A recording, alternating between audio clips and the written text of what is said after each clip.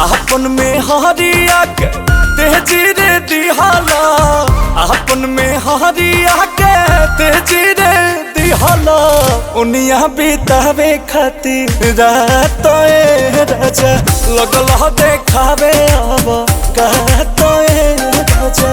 ऐसन छू छू नर ना दुनिया में कोई, ऐसन छू छू नर ना दुनिया में कोई जैसन हो खेला महारादन के जातो राजा लगल देखावे अब कहतो राजा।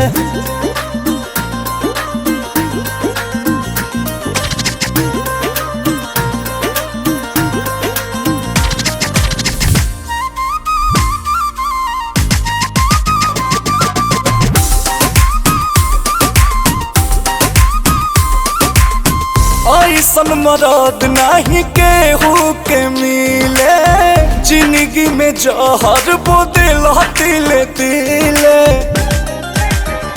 हमसे झगड़ा झगड़ा करेला ये राजा जी, कवना सहवातिन पर मरेला ये राजा जी।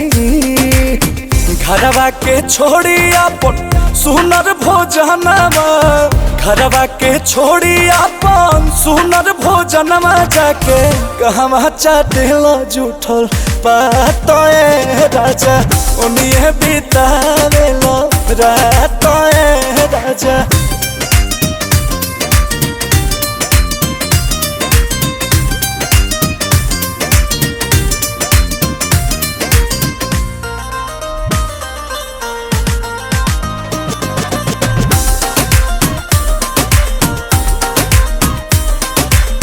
जब से बियाह भइल भइनी ना खुश जी, ना वही के राजा बड़ो अंकुश जी।